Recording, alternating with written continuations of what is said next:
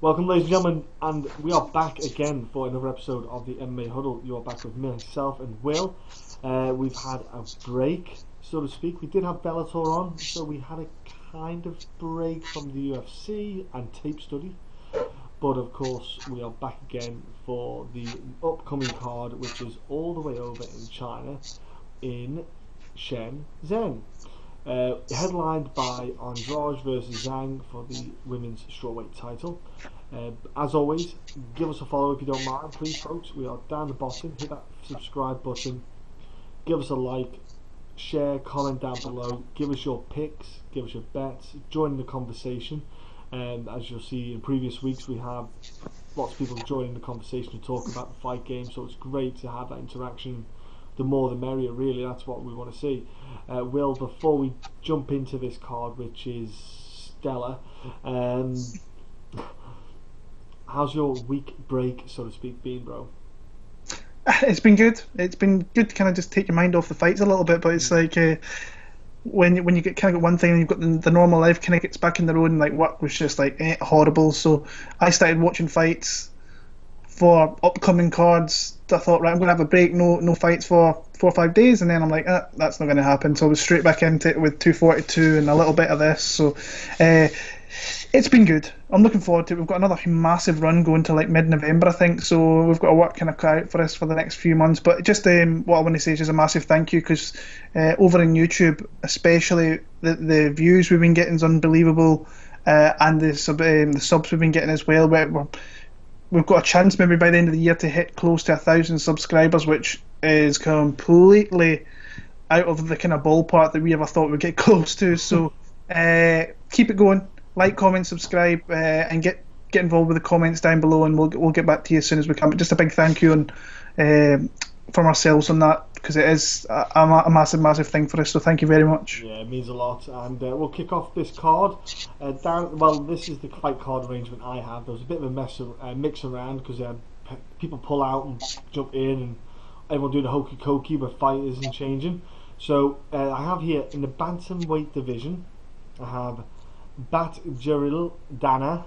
Now I'm going to murder these names today, folks. I'm just giving you all a heads up. Everyone's name is getting murdered against Heili Alateng. We've got Alateng. Will, what do you see in this fight, and what are you looking forward to?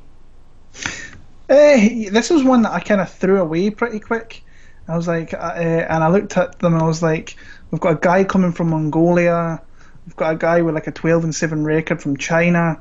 So initially, when I made my picks last night, I don't really, not deeply looked into it, but I had a look at the guys, because obviously that's kind of what you have to do is, when you're making fight picks, is having a look at who they are. And I thought when I was coming, right, this Chinese guy's been brought in maybe to just get this guy who's got a better record, a win and so on. And I thought, no, I think this Chinese guy's actually going to get the win here.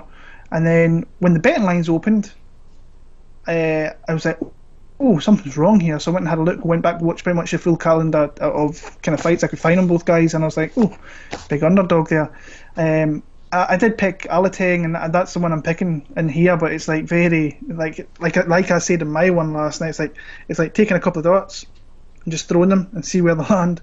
But once I looked into it a little bit more, I was like, Alateng's actually, he looks to me like the kind of better fight. I think he's more aggressive in the feet. He can get takedowns. It's something he really goes for quite quick. A little bit worried about the kind of gas tank a little bit. But when I look at Denai, I think he beat Kai Kara France. That was the first one that jumped out to me. Kind of got some takedowns, was a little bit heavy on top there.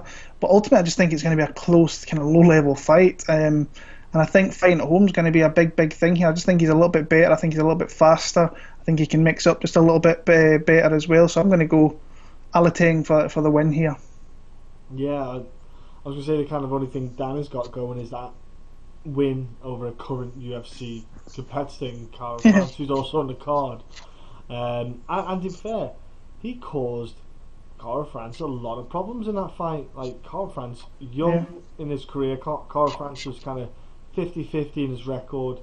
and he just looked overwhelmed. He's obviously come on leaps and bounds since then, so to speak, in context of that fight. I still think there's holes in that kid's game, but yeah, Dana, he just fought a lot of cans though, hasn't he? Mm.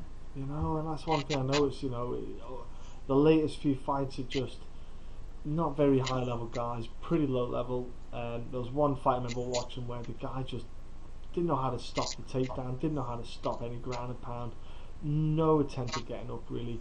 I feel like he's fighting a guy in Alateng who probably has a stronger knowledge base and has, you know, he's got, albeit yeah, he's close to having a pretty awful, like getting the UFC of a 12-7 record. You like that he's the Chinese Artem Lobov. Do you know what I mean? That's what he's going to turn into. The dude's going to probably go and lose a few fights after this one, but I think he will win because I think he's fought the better fighters overall. He's lost, even though he's lost to better fighters. I think he's just got a better skill set. I think he's going to be not overwhelmed because he's going to be at home. I just think he'll probably be the better fighter. But both guys, you probably won't see them after a year. The UFC will be happy to shoot with them and just hopefully see some new fresh faces come through. But honestly, that's a fight I can forget really quickly. So I'm going to go as well. Alateng. Probably stoppage if I was against Dana. I think he could maybe stop him. We're going to go to the women's bantamweight division. Another two new faces. So you've got Caroline Rose Cavedo, I want to say, and Lara Procopio. Yeah, we'll go with that today. Yeah. So Karol has got a wicked front leg kick. Like, it's just something that really stood out to me when I was watching her striking, is that obviously she's got a bit of a kind of combination of mixed record with some of the fights, but the girl's got some wicked inside leg kicks and chopping leg kicks with that front leg, and it's like a jab almost for it. It's really powerful, really throws girls off their pace and rhythm, and she's got a decent jab. Obviously I saw her lose via Kimura, which was absolutely shocking because the girl was going for like I think she went for a triangle, then Kimura'd her, so it was pretty good, but the submission, but I thought she shouldn't have got into that position of getting that submission on her. So I thought she was a bit kind of lost on the ground a little bit. Lara's fights that I can get hold of, because one thing I've noticed, Shuto Brazil is not on Fight Pass anymore after like 69 or something. I don't know where it's gone to, which is a shame. But the Shuto brand has gone off the Fight Pass kind of line, but the fights that I can see of her, she didn't look too bad. She got taken down pretty easy in a fight and got an arm bar, which shows that she's got instinctive kind of defensive capabilities to go for submission attempts to put fighters off. But I just think that she likes to keep it standing herself with Team Novo Wow. She will probably lose this fight to Caroline. I'm going to go pick Karol in this fight, because I think that leg kick will start to play a toll on Lara during the fight and the jab. And I think as well, Lara's a lower weight class fighter. She's a flyweight and it's a bantamweight fight, and Karol actually looks a pretty big bantamweight. I think weight can make a difference with the shots, the strikes that land. So I'm probably going to go with Karol here. Probably decision, but I'm going to go with Karol in this fight. Yeah, I mean, this is one that you start watching fights sometimes and you're like, I would rather move on to my Emir Bakhtasimov next week or something like that. So I watched a couple of fights of both girls, and like I say, it's kind of tossing a coin, another kind of dart throw, and just kind of going from there. Severo's definitely the finisher of the two. She's got more experience of the two. She seems like she's a little bit bigger than what Procopio is. But I think what I like about Procopio, she might be able to kind of go at a certain speed and not kind of change her speed for the entirety of the fight. I think that might get... I think that's kind of where I feel she might have an advantage here, because I don't see many big differences in kind of skill between them. But I think that maybe Procopio might have a better kind of gas tank and she can go longer into the fight. But like I say, a crappy read. Like I say, I was kind of taking my eye off that and kind of moving to UFC 242. But I like I'm going to pick Procopio. I don't like it, but I'm going to pick Procopio to maybe stay undefeated. But it is a kind of big jump in someone who's had a lot more experience. She's lost some fights. She's learned, and if she gets her to the ground, she might be able to submit her as well. So I'll go Procopio, even though I'm not super confident really. Yeah, it's not a fight anyone's looking forward to, No. to be honest. But this bloody fight is tasty. Lightweight division, folks. Damir Ismagulov against Thiago Moises. Oh my word! I love this matchup. Will, I know you're excited about this one, but take it away, bro. I like both guys, but it's weird. I knew about Ismagulov. In fact, I knew about both of them before they came into the UFC. I knew who they were. And if you kind of keep a close eye on the Russian side of things, you'll know who Ismagulov is. And Moises was an LFA for a long time, and long time. Came in against Dariush, kind of got held down a little bit there, and then he rebounded against Kurt Holloway, where he outstruck him, got some nicely timed takedowns, managed to kind of move in and pass guard a few times, past the newer positions, and that he looked 100% different from his original kind of UFC debut. But Dariush has won a lot of fights in the UFC, and he's a good guy. So when you look at Ismagulov, he's one of those fighters that's just, I think, solid in every aspect. The first fight, he got takedowns. You could see they were there. He just did that. He didn't care if he went 15 minutes.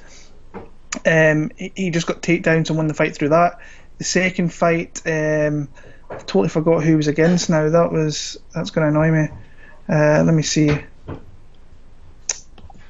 Oh, that is a really annoying one. I totally knew he outstruck him. Alvarez, yeah.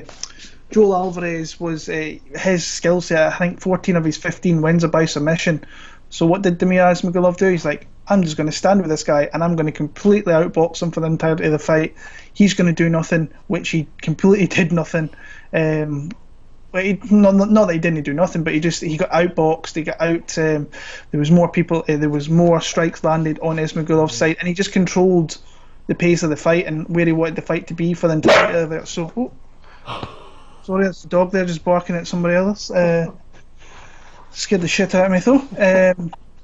Yeah, so he pretty much did that and just kind of controlled the fight where it went there. Where I see him, maybe what he might do in this fight is he might tie up Moises a little bit. I think Moises would like to kind of be leading in kind of every aspect, but I'm about to kick this dog's ass. So yeah, I think I've got Damir to just kind of control the fight in any kind of aspect he wants it to, maybe to get it to the ground. Maybe be in top position, but be careful because Moises has got some jiu-jitsu, and I think he comes out of American top team, so he's going to have good coaches there that are going to be try to get him through situations like that. But Ismagulov's just a guy that I think he's going to win a lot of fights, just because he kind of reminds me of Kunchenko a little bit, obviously younger than Kunchenko. Where he doesn't care if he goes 15 minutes. If he has to take the fight to the ground, he will. If he has to stay and just hit a couple of strikes within that minute and then get the bigger, better strikes and counter the guy more, then he's going to do that. I've got Damir. The kind of gut feeling I had was Damir Ismagulov. I think that Moises could be in for a shot to maybe win the fight, but my gut feeling was Ismagulov via decision. I'm going to stick to that. So yeah, it's I think Thiago Moises maybe he didn't have a bad fight against Kurt. You know, he started to show more of his striking. He showed that he's got good strikes, good speed. You know, it was a hard fight, that one, because it was grueling. You know, you could see he was tied in the second. Kind of going into early third, he got his win back, so to speak, in that midpoint in that third round. Started to land a few more strikes, and he's got some good counters as well. Thiago Moises, I thought he did throw some good shots against Kurt. My only thing is, though, I think Damir is going to be one of those guys who will raise his game when the opposition brings more to the table, if that makes sense. You know, I thought that against like Joel Alvarez, he didn't have to do. He did what he did with ease. It was like a light sparring session. It looked like, you know. But I think he's one of those fighters. He doesn't bring his A game unless he needs to. He will just happily pick you apart for 15 minutes, walk away, and be like, yeah, that'll do, and take minimal damage. I think in this fight, though, he's probably going to get a couple of shots against him. I think Thiago's going to get some good strikes. But I think Demir will then just crank it up. I think like second and third round, you'll see adjustments from Demir, and it will start to open that gap between the two of them. I do think Demir is just a ridiculously talented guy, and if he wants to turn it on, he could turn it on. And yeah, I'm going with Demir as well, mate. I think he's just an exceptional talent, and I really enjoy watching fights. He's so beautiful to watch. Crisp striking, beautiful distance management. It's really good fun to watch. Really good. Next up we have in the light heavyweight division, Jung against Khadis Ibragimov. Now this light heavyweight bout is got a, believe it or not, a guy who fought a Korean heavyweight / light heavyweight. He fights in both weight classes in the regional scene around Korea in Jung. Now to be fair though, he did fight some absolute whoppers. He fought a guy making his debut called Hulk. Like, the guy was not the Hulk, right? He was the Hulk in panties, mate. He didn't know what he was doing, that guy, when he was fighting. It was terrible, if I'm honest with you. Like, that was woeful, and the guy just picked him apart, jabbed him and straight. But he does have a good right, he does have a good pop, he does have a good straight. He's a patient striker. He lands some good shots, lands some good elbows, and he's not, because he fills out well at light heavyweight. He doesn't look too bad at that weight class, so he is a danger. He is a danger, and he will be a problem for people. Khadis though, that guy is fucking aggressive, man. Like, he wants to get you to the ground because he wants to choke you out and submit you. And I've noticed that Jung has not got the best takedown defense. So that's a big red flag for me. I think, man, you got to practice your sprawls. But what Khadis does that is really clever is he just comes out, balls, swinging, swings at you, and gets you to the cage, backs you up, and gets those takedowns. So it's super impressive that he's got not a bad offense when he's standing. He just comes swinging at you. When he gets you down, he's really good and opportunistic, getting those chokes in and just getting in control. I'm going to go with Khadis with a submission, mate. I think he can get the fight to the ground. I think Daun can get maybe back up again, but I just think Khadis is just going to be the smart fighter with a simple game plan. It's worked before, why not do it again? Get the guy to the ground and just get him asleep. So I'm going to go with Khadis for a submission win here. Yeah, I've known about Ibragimov for a little bit. He's one of those guys that, like I say, if you keep your eye on the kind of Russian side of things, you see these guys come up. I think he's a European Sambo champion. He's a world Sambo champion. So you know what this guy's all about with his clinch grappling, with his judo, all that, with his heavy pressure on the ground, and that's pretty much what it is. He's got very, very heavy pressure on the ground.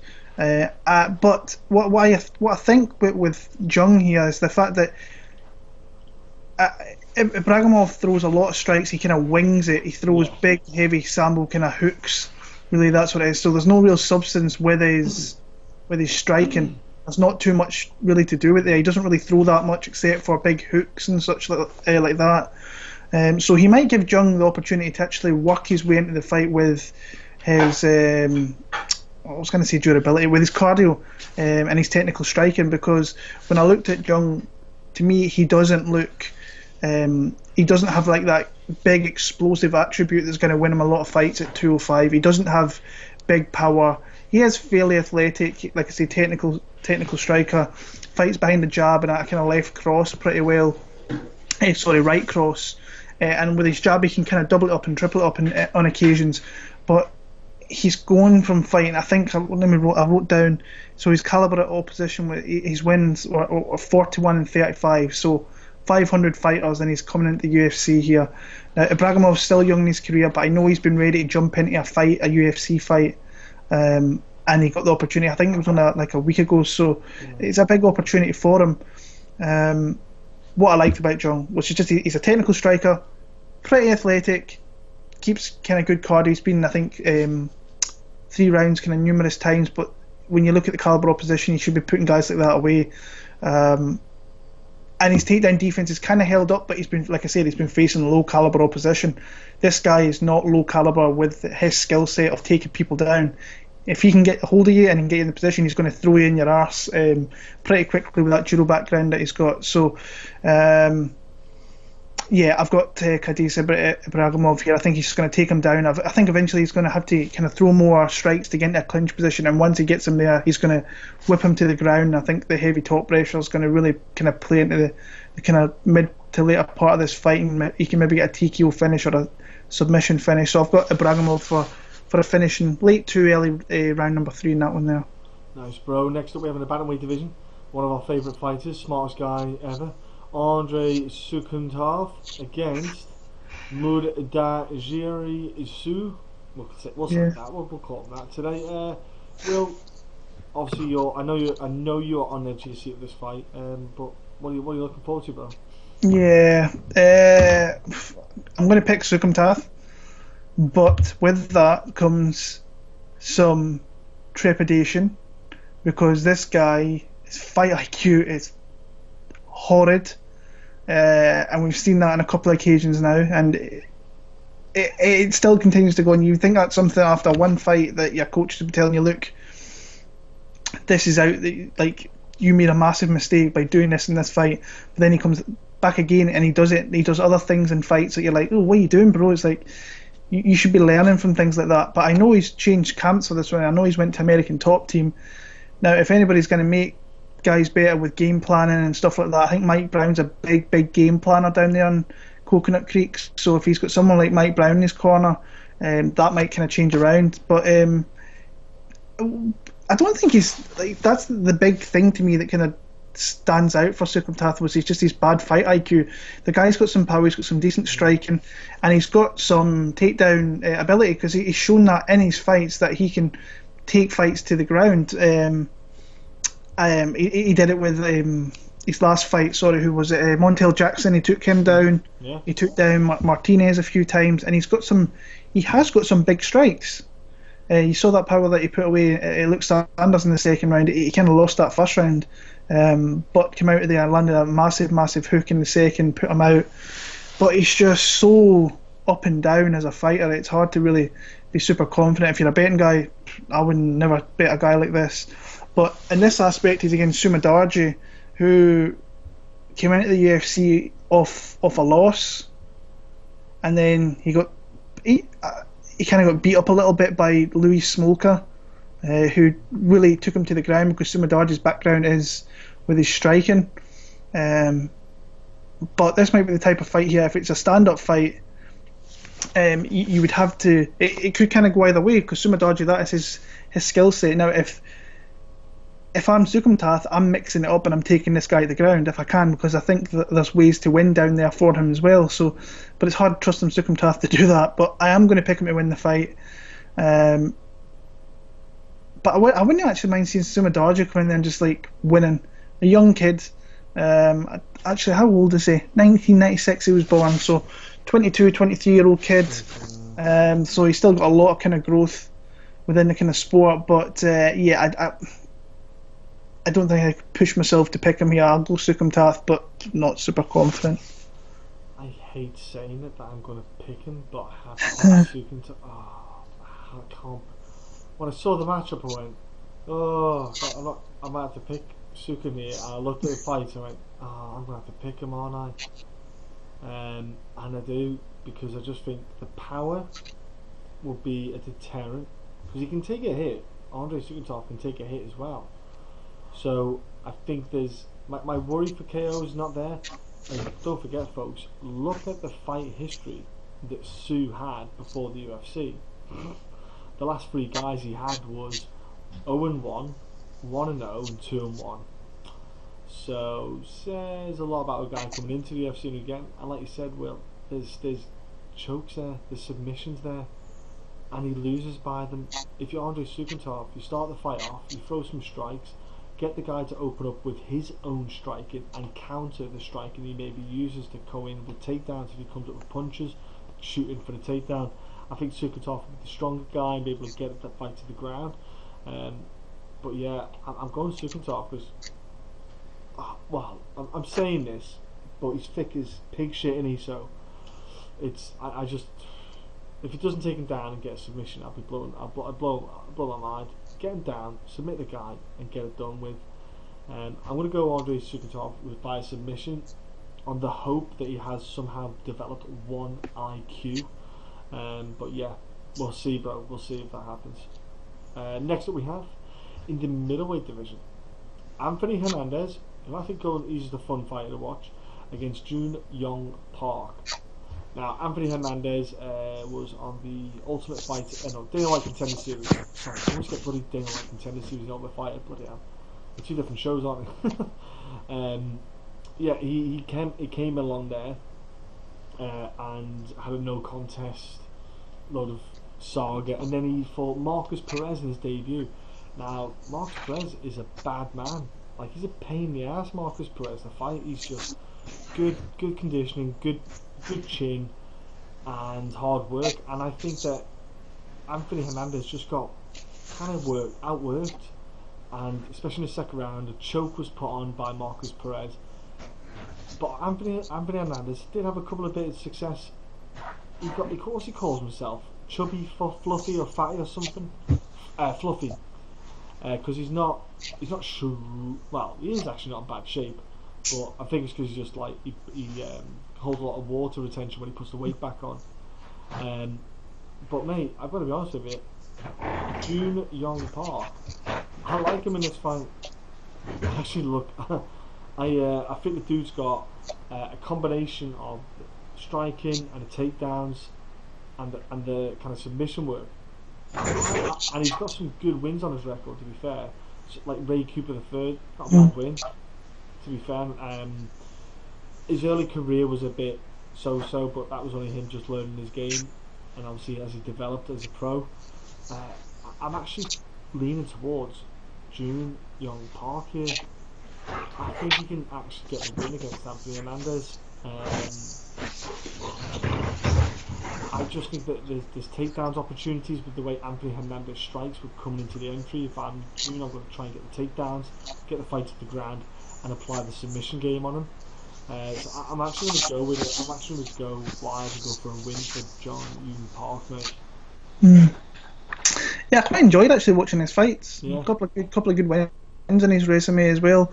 The guy's a striker, plain and simply he's a striker, but I don't think his ground game's all that bad either, if I'm being honest. Several submission wins, yeah. Yeah, he has. And what I kind of like about him is that he will try and once he gets there, he kind of threatens with anaconda chokes, but then he loves to get to elbows and such. So on the feet, I think he's got a good jab. I think he utilises that well. I think he rips the body really, really well. And he never really throws a singular strike. It's always a couple of strikes he's thrown, and I like fighters like that. That just like pop. He's following up with like different combination shots as well. He throws a lot of big uppercuts and hooks. Not particularly accurate, but if he lands on those big shots, he can really hurt you. His weakness is definitely his takedown defense, but I don't think he's that bad at getting back to his feet. So hopefully he's kind of tightened that up a little bit. If he's not, then he's going to lose to guys in the UFC who have got any kind of wrestling base pretty much. But he has been taken down many times. That's obviously his kind of kryptonite. But in this one here, I think he's someone like Fluffy, who I think he's really good, decent on the ground as well, but I just don't think he's got a wrestling kind of background to maybe trouble part aspects of this fight. What I like about Hernandez, he feints really well, he opens up positions for himself really well. He has a really good right hook that he throws that I really like. It's really nice, precise, and he got a rough introduction to the UFC in my opinion with Maluco Perez, who is awkward to face, and that's going to end up being his kind of downfall in that one. Yeah, my gut feeling when I heard about the fight when I was watching it was still Hernandez, so I'm going to stick with that. But I think that Park is a very, very, very live dog because Hernandez is still really inexperienced. And against someone like Park who's fought better guys than what Hernandez has, that could really kind of play a part here. Plus fighting in Asia, that's a big thing for an American going there against one of those guys. So I can see why you're going with the Park pick. my gut feeling when I first heard him when I was watching was still Hernandez a little bit, but I think it's going to be close, and if he does, he'll probably win a very, very close decision, maybe getting a couple of takedowns if that kind of comes to fruition. But I've got Hernandez to win the fight. It's a potential fight the night one as well. Yeah. It's got that written over it, this pair. But the thing is, those Dana White Contender Series guys, they get hard. Some of them get really rough matchups on it. Yeah. Dana's like, yeah, okay, let's go then. You're like, dude, that's a bit of a rough ride to start, but this is the kind of fight you should be getting to make your debut with. You do Dana White Contender Series, you get your win. These are the kind of fights that kind of get you building up. You kind of, your resume and your highlight reels and stuff like that, potentially. These are the kind of fights where you could win. Where the harder fights, like the Perez fights, are tough. But next up we have the featured main event, so to speak. Kenan Song against Derrick Krantz. Will? Crank it out, lad. Yeah. Derrick Krantz he's kind of fun to watch. I know he's kind of got a record which is not kind of too appealing on the eye, but he's got 11 losses to 23 wins. He's kind of really worked his way into the UFC and really kind of worked himself hard, and he came out hard against Vicente Luque. I mean, that's what you have to do when you're kind of completely outmatched in every facet. He came in there and gave it a shot, but still got taken out kind of 4 minutes in. But he's fought a lot of guys. Like, he's fought really, really hard out in that regional circuit to really get the opportunity to come into the UFC. He's faced some good guys. I mean, UFC vets, Nakashima, who fights out in one championship, I think is a really tough guy. Took him to a 5-round split. Alex Morono, Campos, who fights at Bellator. I think Koreshkov, he fought back in Bellator. So he's fought a guy. There's Pori back in the day. Like, he's one of those local kind of Louisiana guys who'll kind of jump in and face anybody.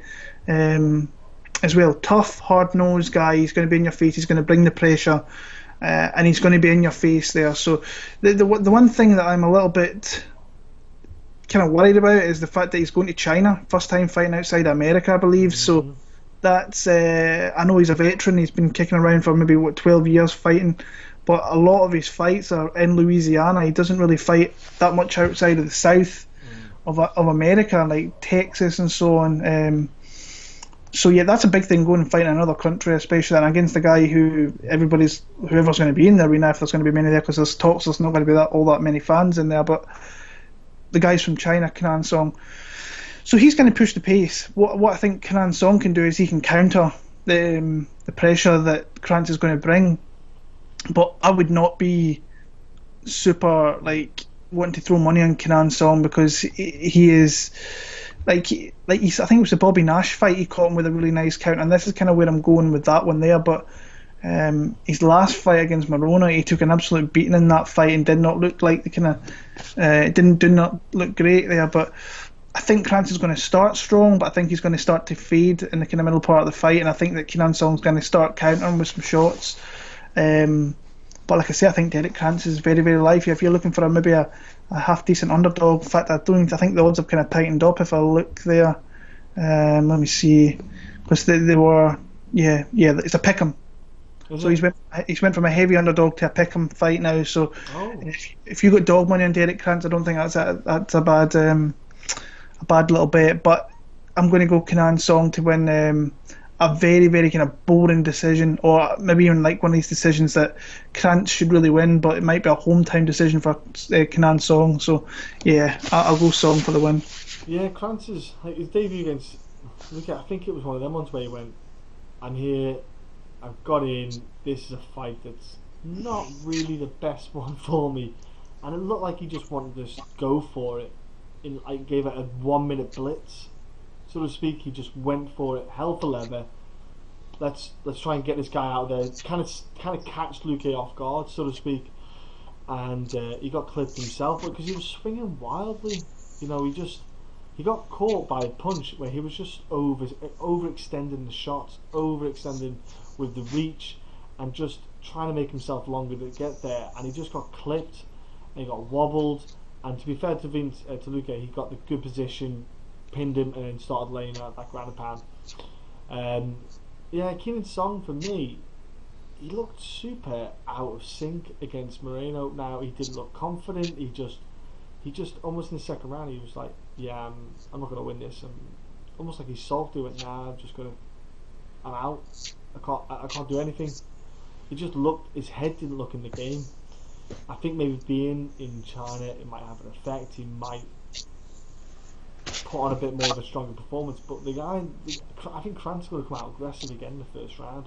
But if I'm Song, you know Krantz can get hit, and you know you can wobble Krantz and take advantage of that. If I'm Song, I'm going to be very patient, counter strike, a simple angle and strike, and you should get that win. So I'm going to go with Song, but I'm not overly confident because Derrick Krantz, he's dogged. Like you said there, Will, he'll fight for your money. That's always something to think about. I'm going to go Song, but I haven't got a lot of confidence after that last fight. I thought that performance just stank. It just. I didn't enjoy it at all. He had like he was swinging at Marino in the third round, I think it was. And he was like all smile and giggles, and he didn't land that many shots. And I was like, dude, I'd be pissed throwing that much and missing. But anyway, next up we have in the women's flyweight division. I can understand why they put this as a main card fight.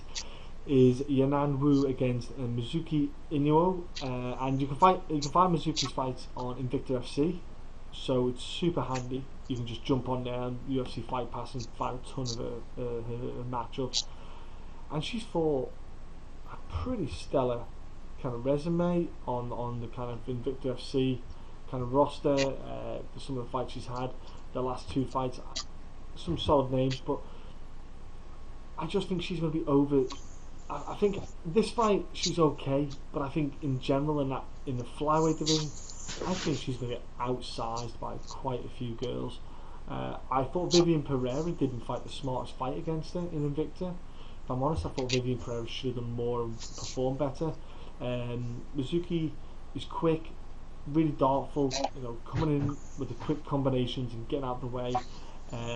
She looked a lot smoother with the striking rather than the Vinara fight. But Yana Wu, the performance against Lauren Murphy, I think, Lauren Mueller, sorry, not Lauren Murphy, Lauren Mueller, wasn't that overly great. She just caught Lauren in an armbar because Lauren wasn't switched on. Lauren was not focused or concentrating. She just got caught in an armbar which any other day you'd get out of. But I think I'm going to go with Mizuki here because I just think on the feet, I think Mizuki's going to get the better shots, land the clean strikes, and be a lot quicker on the feet. And we've seen that you can out wrestle Yana. You can get her with the wrestling, get her down and control it if you're Gina Mazzani, for example, the size. But I don't think Mizuki has that kind of bulk that Gina carries. But it's not. I think both of these girls aren't going to have that much success outside of fighting people like themselves. I think when you get her against like other fighters, they won't do too well. But I want to go with Mizuki. I think she can come in, pop on a little debut win.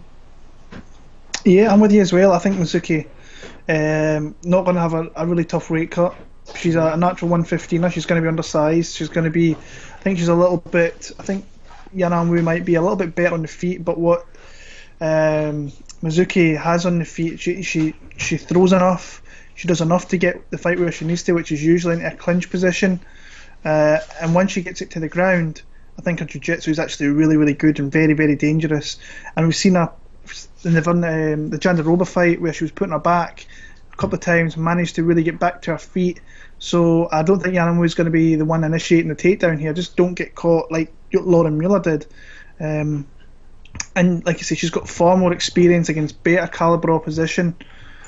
I like Mizuki in this one as well. I actually think she could possibly get a submission in this one, if not a fairly comfortable decision. So I've got Mizuki in a way to win that one as well. Oh, nice. Next up in the featherweight division, gutted that Mike Grundy had to pull out because this fight would have been insane. But sadly, Mike Grundy pulled out.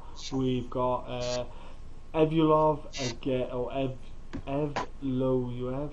Yeah, I'm going to murder that name as well. Taking on Zhenhong Lu. So Zhenhong Lu stepping in to take the opportunity to get in a short notice fight in the UFC.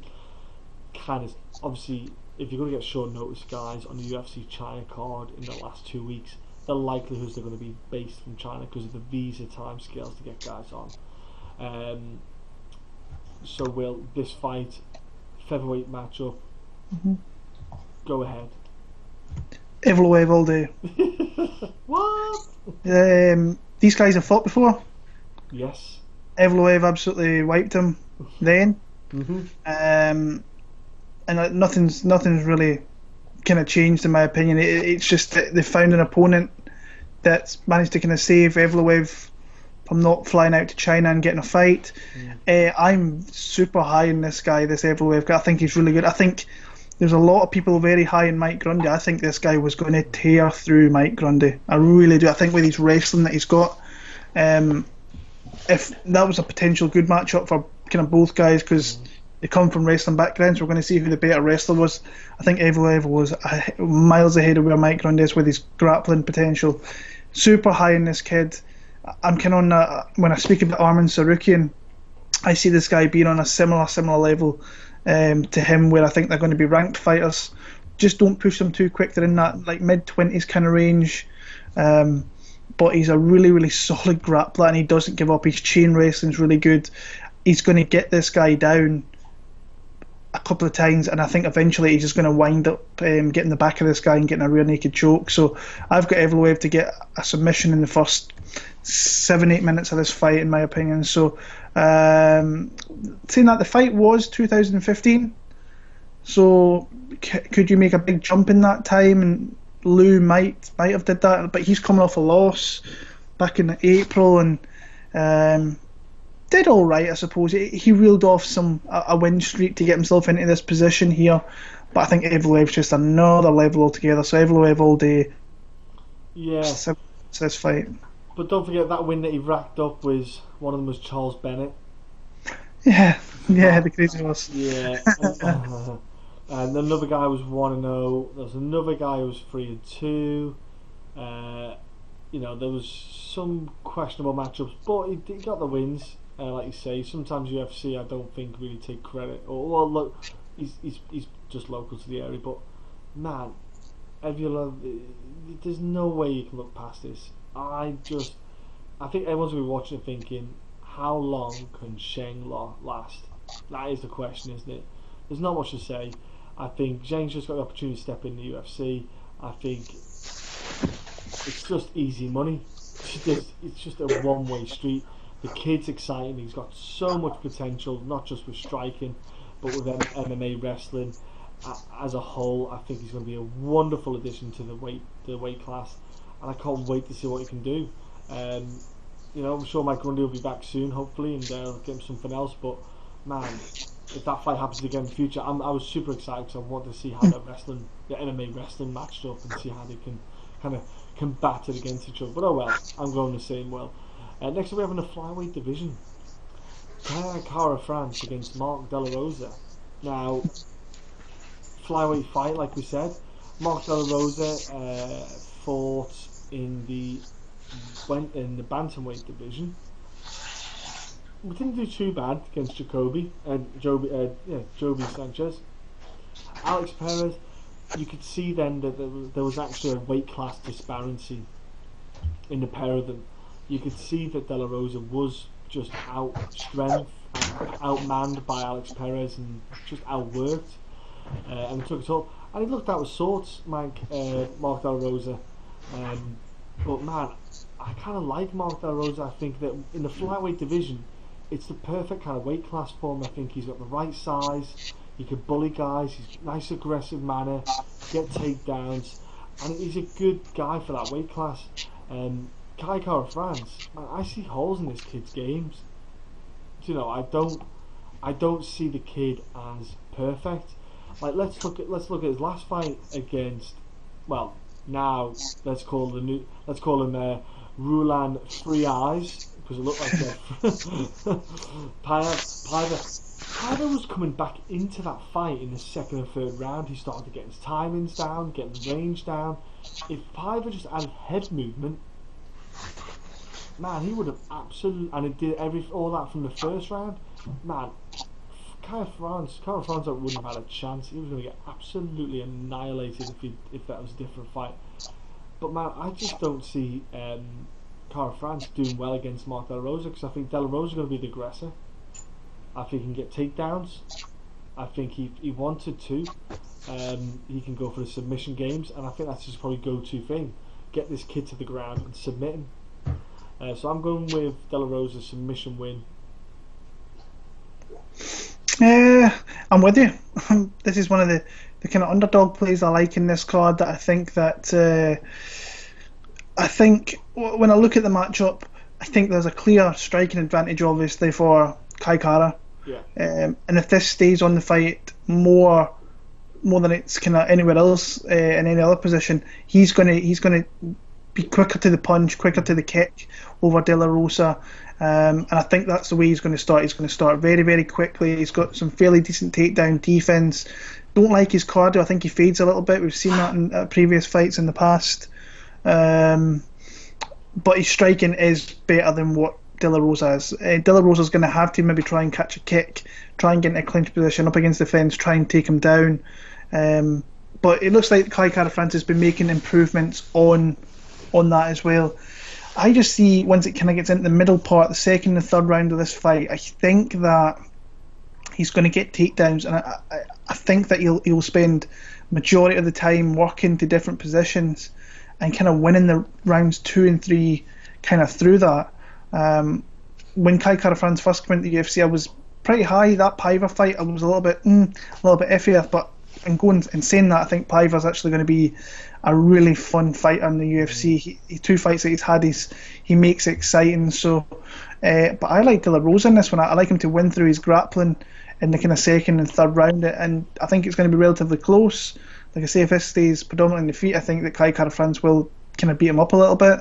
But I'm going to take a shot on De La Rosa to get the W here. Nice, bro, nice. Next up, co-main event, welterweight division. Zaleski de Santos against Jingliang. Will, this is a boring fight. I know no one really is bothered about this fight. It'll go right under the radar, but Will, do you want to talk about it anyway? Yeah, it's a banger of fight. It's a really good fight. When I heard about this, I was like, yeah, this is a fight I can get invested in very, very quickly, because Zaleski likes to kind of stand and trade. We all know that Jingliang always is the aggressor. He's always coming forward, throwing massive, massive bombs, taking massive bombs. But when you sit back and you kind of look at it, skill for skill, I think that Zaleski de Santos has got more in his tool belt than what Zaleski has. But Zaleski fighting in China is a pretty scary dude, and you have to be very, very careful with his low kicks, his fingers to the eyes sometimes, which is something that he's pretty bad at doing. But he's a great fighter to watch. But when you look at like his wins in the UFC, not taking anything away from them, but like David Michaud not in the UFC, Diego Lima I think is a decent win, Zafir, Bobby Nash not there, Camacho's a brawler. So if you get into that kind of brawl type of state with Jingliang, it could turn into just who gets the bigger shots off. Zakoto, decent win.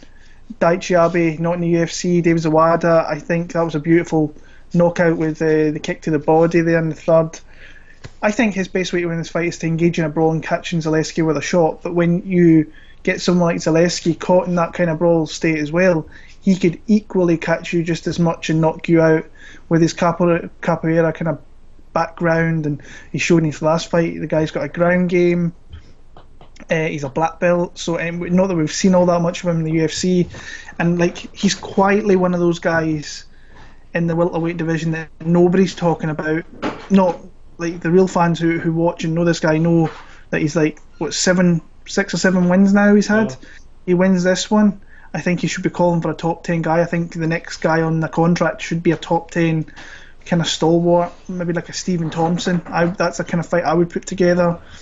But he's got some good wins in there. I think that Nakamura's a tough guy. I think Max Griffin's a very tough guy. I think that Sean Strickland's a tough guy as well. And Millendai, he really exposed him as having no ground game. And once he got him, then wiped the floor with him. when I look at it skill for skill, more on the Zaleski dos Santos side, I think if he doesn't engage in a brawl and kind of play in the game of Li Jingliang a little bit and not absorb too many leg kicks, then I think he wins this fight. So a 15-minute kind of decent fight between them, but I've got Zaleski dos Santos to get the win there. Yeah, it's going to be a fun fight, and he also beat Lyman Goodman. That's a good one as well. Yeah, he lost a split decision to Nicholas Dalby. His debut, so that was insane. And Dalby's back in the UFC, fighting at UFC Copenhagen, so that'll be good times. Maybe in the future they might rematch. Who knows if Dalby gets some wins back under his belt? But man, yeah, I'm with dos Santos, because if you look at that fight against Matthews that Jingliang had, Matthews looked a different kid. Jake Matthews looked a different animal in that fight. And obviously got his eyes raked, but it showed like just a small amount of patience, and you can counter strike Jingliang and really hurt him. And he's vulnerable. He's got a good recovery, but what shows to me is that he's got a questionable chin. If you can hit it at the right time, the right amount of times, that chin can't stay. It won't keep recovering in a fight. And you can get him wobbly, you can get him hurt. And I found dos Santos, man, I think for dos Santos, if he's just a little bit patient, I know Jingliang wants to brawl, just be patient, step back, land a good counter strike, put him on the mat. Then, if you're dos Santos, get on top, go for that submission. Do you know what I mean? Get on top, lay some ground pound, open him up for the submission. And that's kind of where I'm going with this fight. I think dos Santos is smart enough, he can get those moves. So I'm going to go crazy submission win for dos Santos. I think he can hurt Liang and get him down and get that win. And next up we have is the main event, which no one has been talking about this more than me and Will. This is like super exciting. Everyone has been calling for this fight anyway. Jessica Andrade against Weili Zhang. I want to say Jessica Andrade is going to maul another human being.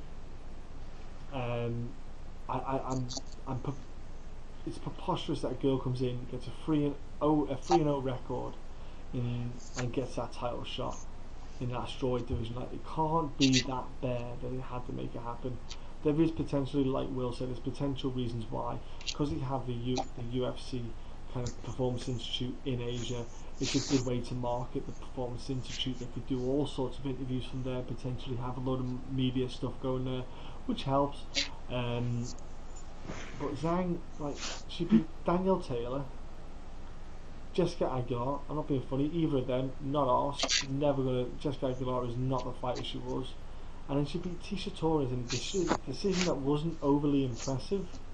Like, Tisha Torres got a couple of good shots in. She just had the problem of on the grappling exchanges, which we've seen Tisha Torres fall short on before in the grapple exchanges, where she couldn't get out of certain positions, or she messed up the reversals, etc.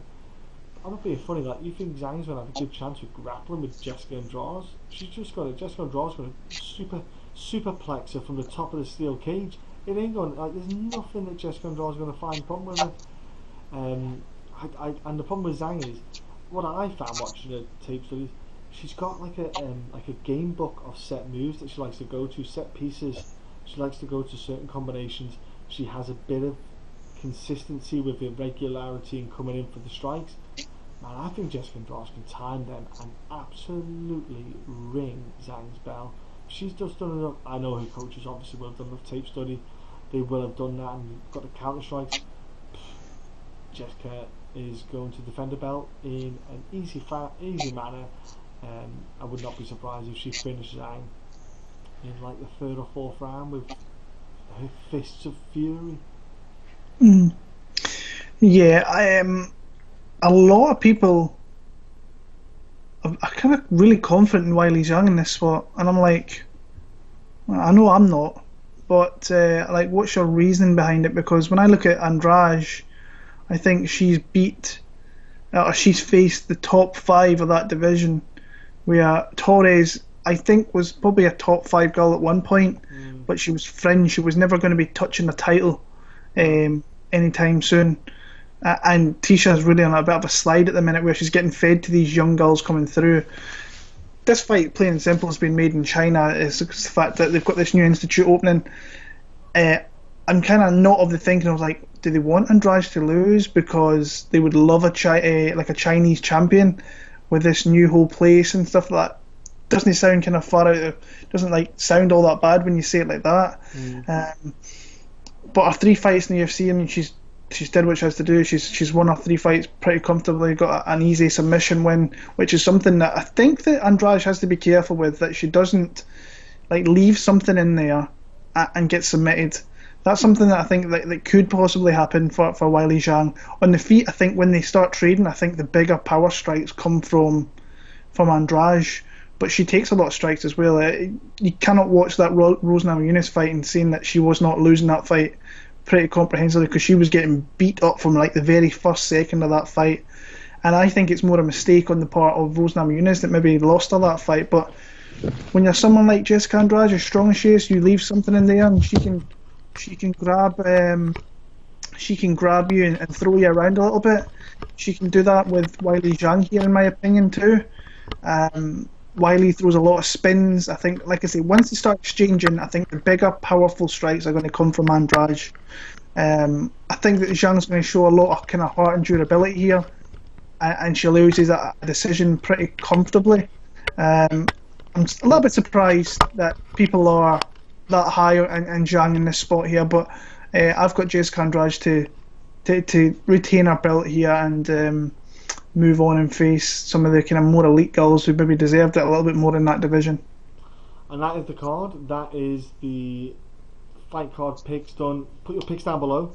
Let us know who you're picking or what you're looking forward to in the fight card, etc. Joining the conversation with that side of things. But let's jump over now, to Will said about the bets. People are going with Zhang and stuff like that. Will, there's been a lot of movement. You said there's been a lot of movement, bro. So let's touch on a bit of the movement that's happened, and then let's go to some of the bets and stuff, bro. Well, some of the big kind of line movement is, I've got one bet for this card. I'll talk about it in a minute. But Derrick Krantz was a big underdog at one point. He's now a pick'em against Song Kenan. I don't think it's a fight I would really kind of ever like to bet. I think I bet Song Kenan last time out against Marona, so that kind of sticks in my head a little bit. So I'll not be doing that. Some of the fights, like the one I've bet on, I might as well talk about that while I was talking about line movement. But I've bet, and it feels really kind of wrong to say, but Heili, Alateng, the guy who I was talking about, is 12-7, and he was a big underdog up around plus 190, plus 200, I think, over here in the UK, and I bet him at plus 190. Now that line, I bet that I want to say 2 o'clock this afternoon. It's now 8-9 hours later. It's now minus. He's plus 100. Where Batgerel is minus 120. So people are obviously seeing something with his wrestling and with his kind of striking that's forever getting better. So I feel really good that I've got myself a top line there, considering where the line is at now. So we just need to see if, I mean, it feels weird betting a kind of Chinese kind of fight. I've made a couple of risky bets this year with like Hector Aldana and so on, and this kind of falls into that range of like, should I be doing this? But I've did it anyway. A parlay, I like Zaleski dos Santos and Jessica Andrade. I think over here in the UK at the minute, if you parlay those two together, it's plus 115. And like I said, I'm always a guy with parlays that likes to try and get plus money. So 115, I think, really a tasty kind of parlay there. But like Derrick Krantz, like you picked Derrick Krantz, if you could have got him as a big underdog, I think that's a good bet. I think I'm going to make a bet on Mark De La Rosa.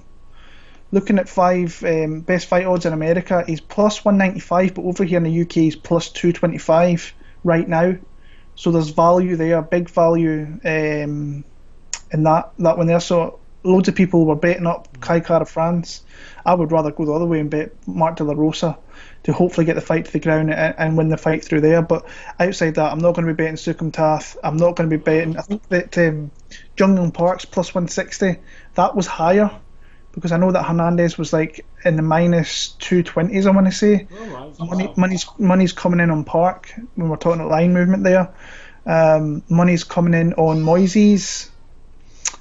He was up at, I think, plus 200. He's now minus plus 158. That's good. So yeah, So there's money on if you like Ismagulov, which I do. I don't think I could parlay him up though.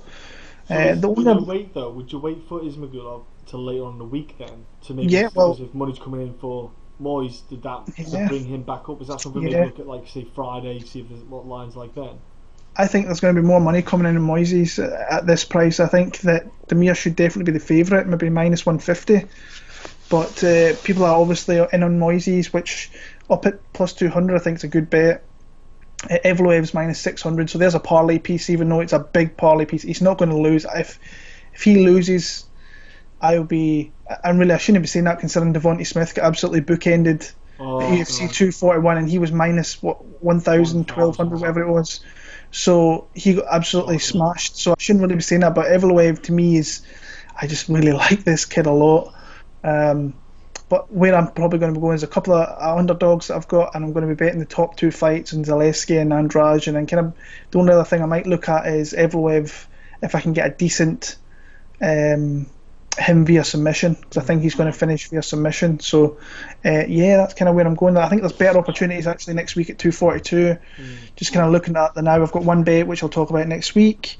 But there is spots next week. Obviously, a lot of people are in on Khabib. Is Khabib fighting? I didn't realise it here. Yeah, this is one of the things I'm interested in next week, because I think that guy is going to be an absolute superstar in Abu Dhabi. I think that he's going to pull in some major traction next week. I want Poirier to win, but I struggle to see him winning. But there's definitely opportunities at UFC 242. Like I said, I've got one play already. There's parlays there that I actually quite like, but I've still got to watch some more fights and see where I'm going to go with it. But that's something we're going to talk about next week. That's a tasty card, folks. Yeah. Oh, that's a tasty card. Looking forward to that. We are going to have a blast talking about that next week, folks. So do tune in for that fight card next week to see who we pick again. Put your bets down below. Bet responsibly. Don't be silly. Give us a sub. Give us a like. And we'll be back next week to join with you all to talk about the results from this week and the insane card of Khabib and Dustin.